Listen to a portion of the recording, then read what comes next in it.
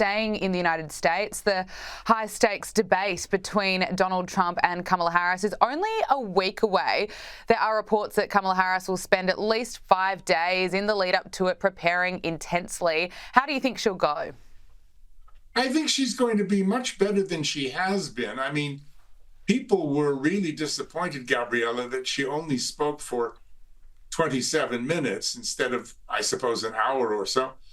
I think she'll do better because, she's been under a hard grind now and a lot of pressure, but I don't think she'll be any match for Donald Trump. There's still a lot of debate about whether the microphones will be muted or left on. And if they're left on, that gives Trump an opportunity to interrupt and score points and all the rest, and her too, but it's probably more his style. I mean, I think he'll probably win the debate hands down. There's no way. She's just not a strategic enough thinker, nor an accomplished enough strategist or speaker to prevail over someone like Trump. But look, I keep all over the place on networks all around the world. I keep getting asked this question, and I keep saying the same thing. Let me ask you a question. If you wanted somebody to be president of the United States and leader of the free world, and the person who currently held that role stood down and said, I'm not going to run, wouldn't you put your candidate in place the next morning so they could show their stuff and show what they can do? Why is Joe Biden, who has trouble telling what day it is sometimes, still running America and leading the free world? Why isn't Kamala the new president? I'll tell you for why. Because it's very likely that she would mess up and create quite an embarrassment about something before the 5th November, and then the Democrats' goose would be cooked.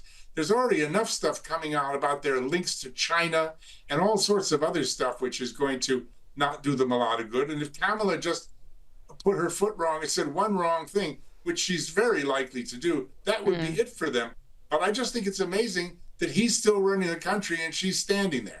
Oh, he's apparently running the country. He's been at the beach for most of the week, but look, he is back. I want to talk to you about Ukraine before I let you go. According to US officials, the Biden administration is close to agreeing to giving Ukraine long-range cruise missiles, but Kyiv will need to wait several months due to technical issues. The US has provided over $55 billion in military aid since Russia's invasion of Ukraine in February 2022. Roger, do you think that the US should keep pouring money into it?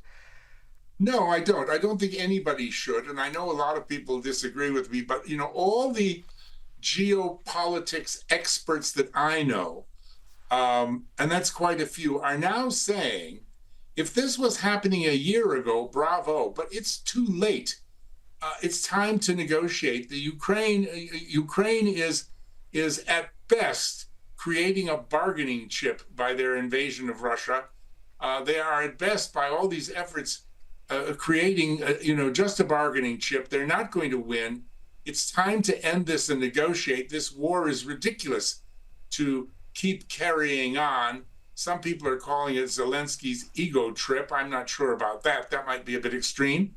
But I think he's a patriotic guy. But I think it needs to stop, because all of this money, when we need it for things at home, I mean, the National Health Service in the UK, your own immigration problems in Australia. I mean, money is needed everywhere domestically, and to pour it into this bottomless pit, I think is unwise at this point. We're past the point where it's going to make a difference. Dr. Roger Gewolb, so great to speak with you. Thank you so much. Thank you.